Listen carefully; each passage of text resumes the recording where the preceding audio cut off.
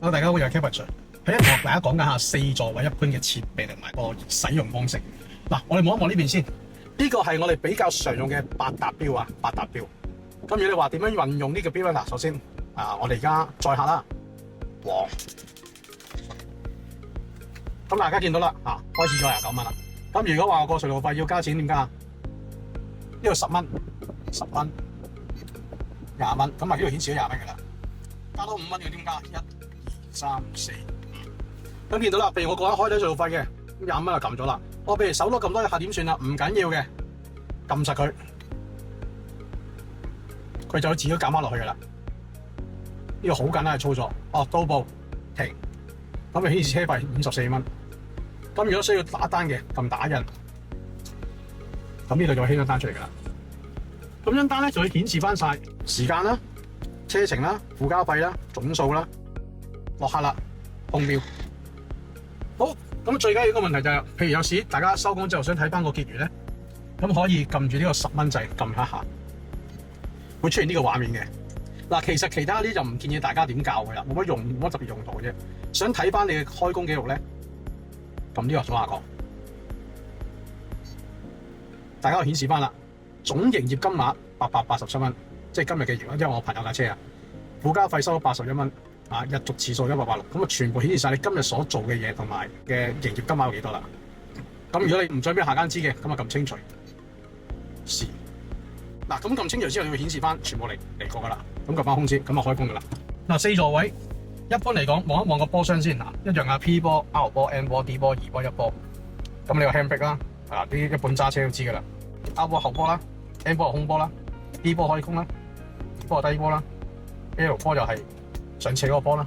一般都好少用到 L 波噶啦。咁啊，4座位係全面少少嘅，有咁多波箱嘅。等客嘅時候就拋翻 N 波啦，或者冇嘢嘅時候拋翻 P 波啦。呢個右邊咧有個掣嘅，一撳就擠水噶啦。呢個掣就係校翻我哋左右嘅鏡嗰個啦，左邊就係左嗱，前後左右咁啊自己調校啦。或者譬如喐，咁呢啲會喐噶啦，上下會喐噶啦。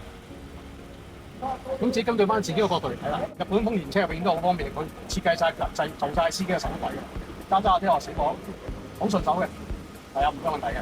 左右啦咁樣拍上去左右嗰個燈啦，高燈啦，咁樣呢個油箱一拍扭着，呢個車尾箱，呢個車頭開翻佢。每日咧，我哋必須要睇嘅就係底油啦，底油呢個掹出嚟，抹咗佢先，再放翻落去。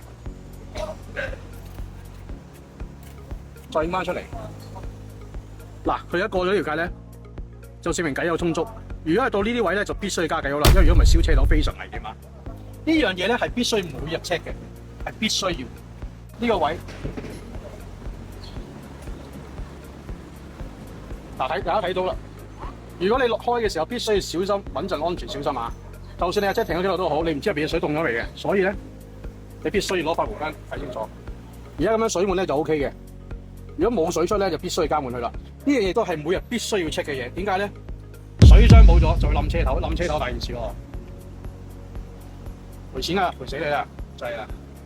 即係大家就唔好懶呢兩個動作，每日必須做嘅嘢。嗱，呢個就加水嘅水罐，即係水罐嗰個水啫。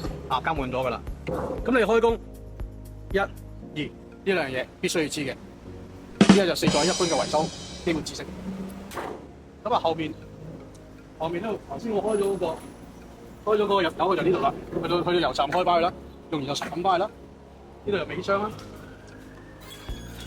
但尾箱我建議大家咧，如果攞車嘅時候咧，掛翻2、3條呢啲咁嘅線喺度，就唔需要咁多毛巾嘅。點解咧？有時要擺3、4個行李嘅時候咧，就要靠咁樣勾住啦，睇住啦，咁樣勾落去。開起油你咁樣頂住啦，咁你要咁樣勾落去啦，咁啊萬無一失啦。如果唔係你機場住咗多行李，你就唔喺度噶啦。呢兩條繩基本上係必須要有嘅，如果揸4座位係必須要有嘅。咁一架4座位基本嘅操作同埋應用就咁上下啦。咁譬如大家有問題繼續 follow我哋啊！